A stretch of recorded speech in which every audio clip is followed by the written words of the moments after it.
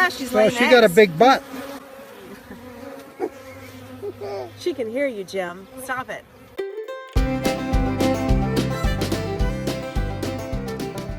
Now it's time to harvest your honey.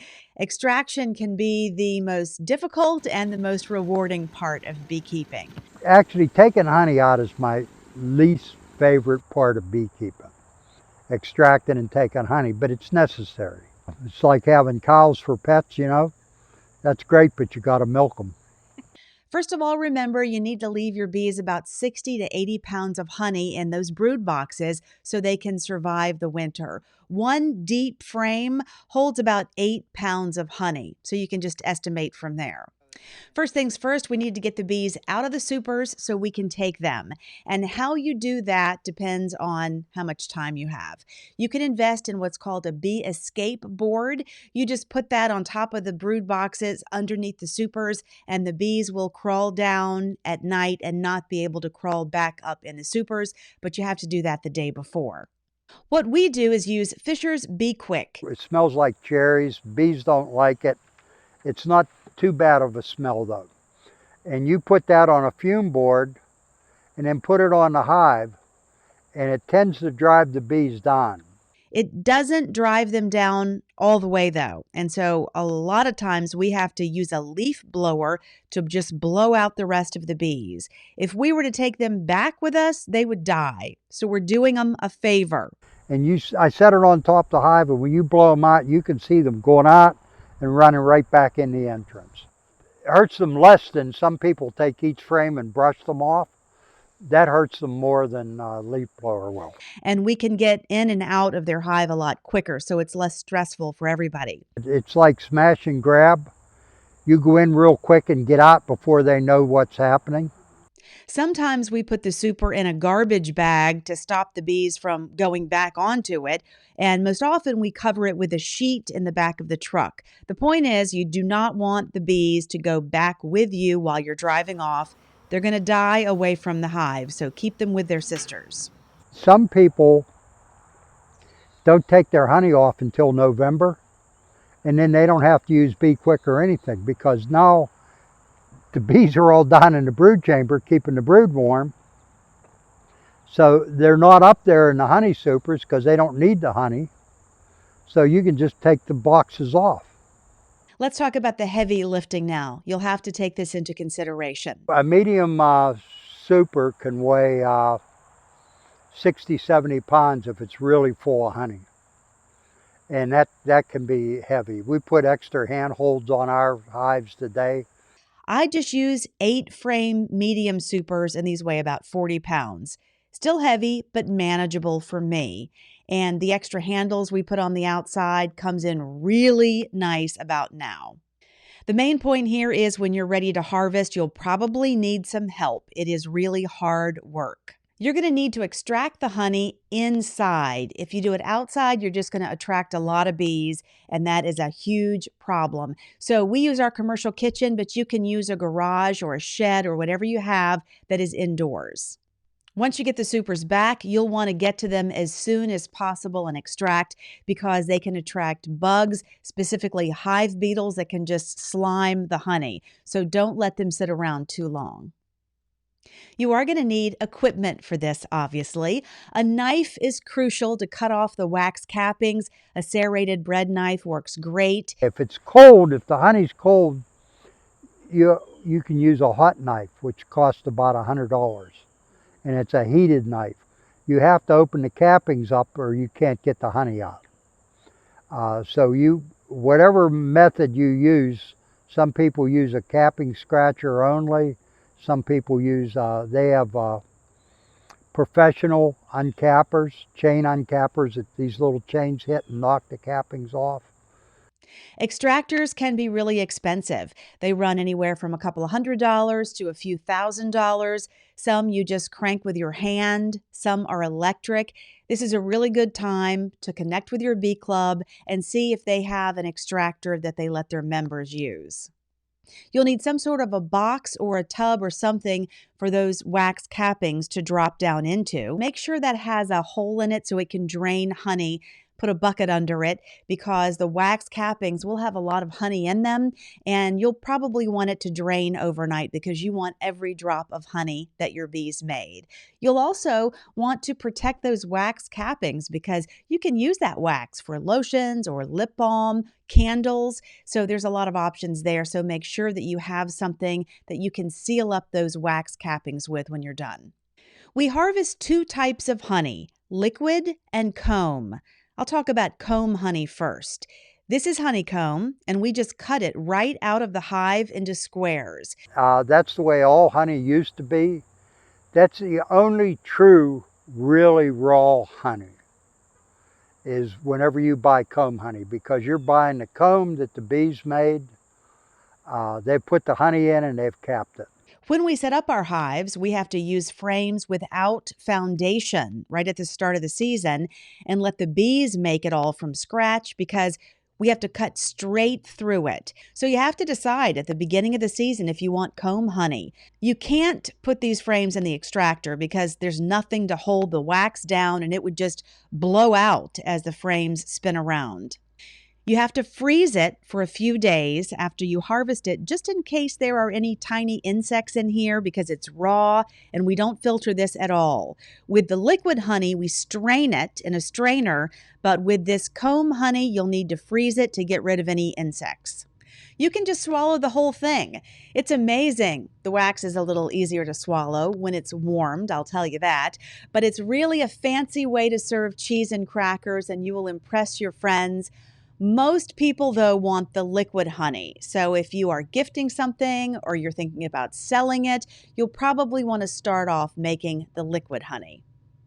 So let's talk about the liquid honey now. The warmer it is, the easier it is to extract because the honey will flow faster.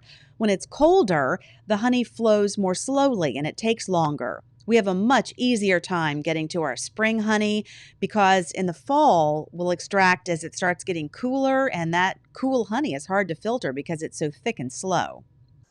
Be careful you don't try to warm your honey too much before you extract, because one of my first hard lessons in beekeeping, my grandfather used to put a light bulb under his stack of supers, and I got too big a light bulb in there and melted some of the comb one time, and which wasted a whole bunch of honey on the floor. So so if you can do it in a warm room, be patient. I guess what I'm saying about trying to warm any supers that are hard to extract. If your honey's a little too moist, you can use a dehumidifier in a closed space. It'll make some heat, but it'll also dry out the honey. So the main part of this is taking off the outer layer of wax so the honey can just pour out easily for us. Take your knife. Again, they do make hot knives for this when it's cold. And you can just slice down and let the wax capping fall into your tub.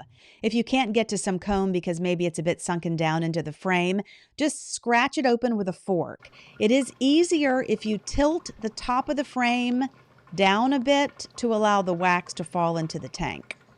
We take the frames and put them in our large extractor, and this is going to spin around centrifuge style, and the honey will pour out. When the frames are empty, we just let them drain here right from the gate. The honey goes right into a pail with a screen to filter it. It'll filter out any small insects or bits of wax. So now think about how you're going to get your honey from your storage bucket into a bottle. It could be a sticky mess. So I suggest you spend about $30 and buy a bucket from a bee supply place that already has a pour spout on it. So now you have some empty supers. You can do one of two things. If the fall flow is getting ready to start, you can take those supers and put them back up on your hive. If you've just extracted in the fall, though, and you need to get ready for winter, then you do not want to put them back up on your hive. Remember, that is just too much for the bees to guard and makes them susceptible to all sorts of things. So you'll just want to store those in a place where wax moths can't get to them. When it comes to bottling, just make sure that your jars are properly sanitized, and they come that way if you buy them from a bee supply company. Also, make sure there's no water in your bottle because remember, water can spoil honey. But in terms of bottling it, you don't have to vacuum seal it or heat seal it or anything like that because remember, honey is bacteria resistant and so you're just good to go. It's shelf stable. You want to make sure that your honey doesn't have a moisture content above 18% or it could spoil. And for that, you can get one of these refractometers to let you know. Generally, you'll get 1 or 2 pounds of wax from every 100 pounds of honey extracted. And with that, you can make candles or lotions or lip balm with it. You will need to wait overnight for all the honey to drain out of your wax cappings. I uncap the wax, let it drain, get as much of the honey out as I can. Some people sell that honey for more than they do their other. They call it reserve. You know, it's marketing. It's good honey though.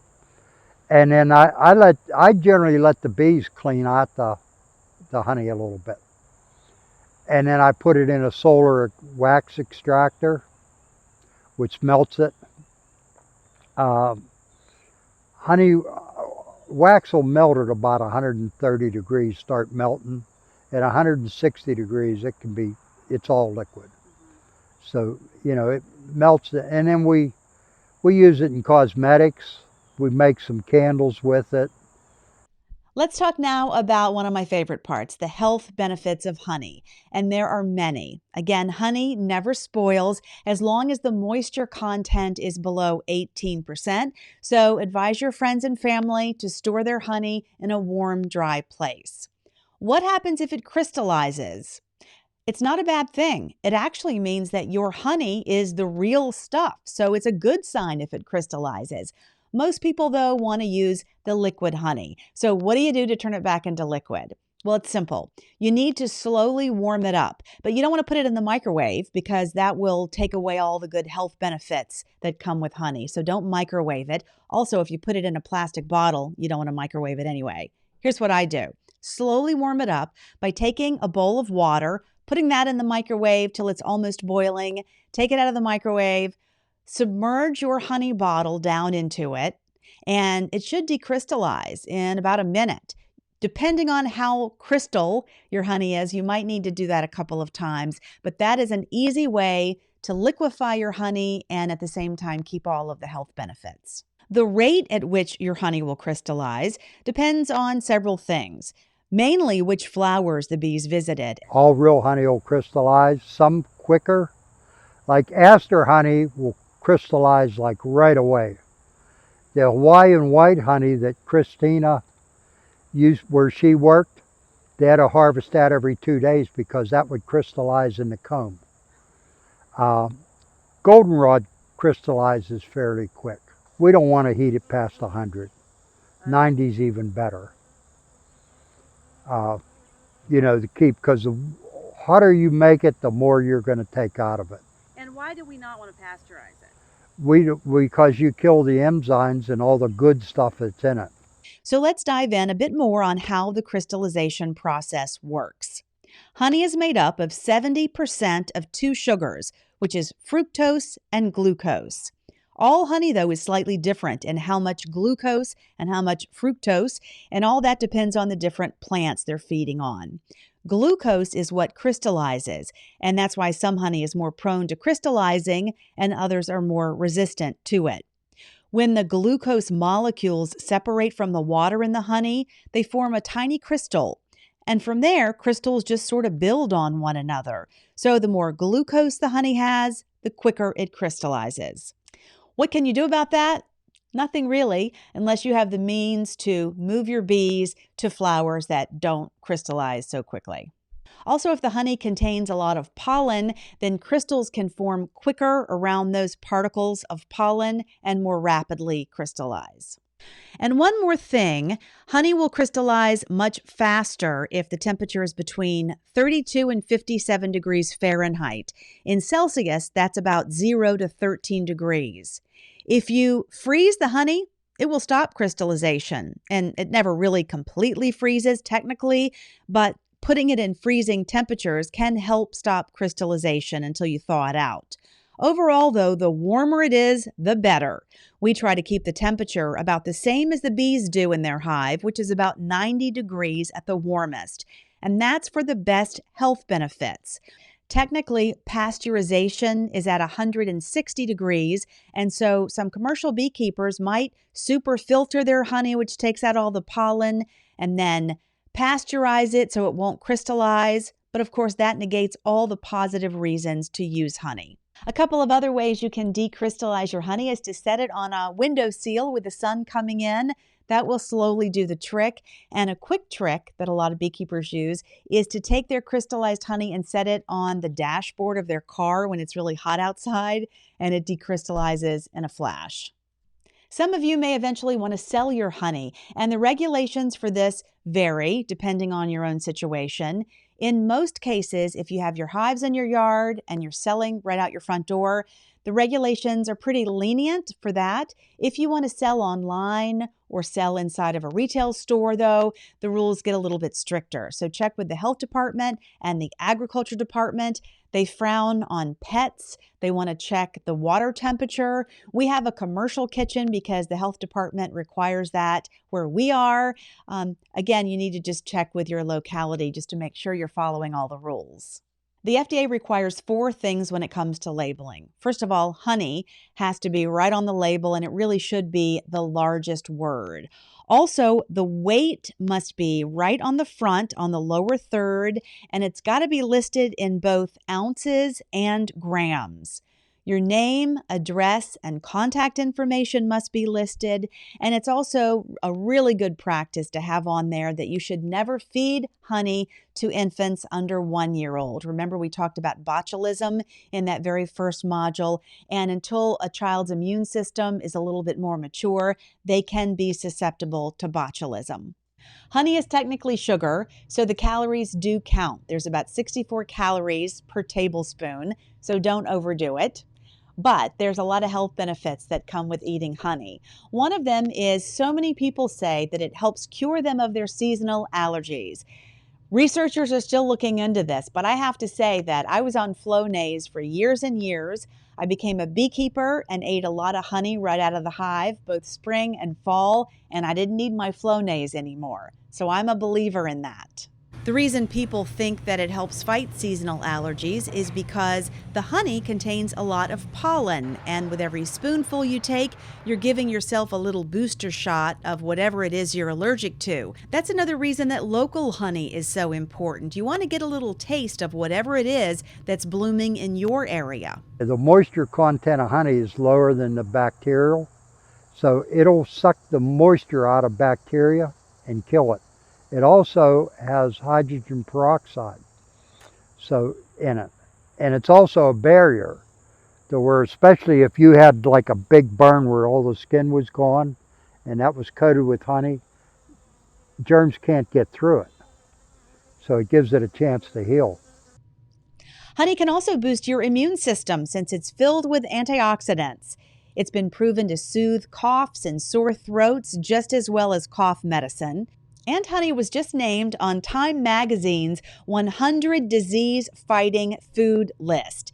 It's antibacterial and it contains a lot of antioxidants, which have been shown to improve cholesterol, lower blood pressure, and reduce risk of cancer, heart attacks, and strokes. So while you're helping out the planet by helping the bees are also helping you with a lot of health benefits. All right, now it's time to move on to Module 8, which talks about problems you might face in the hive.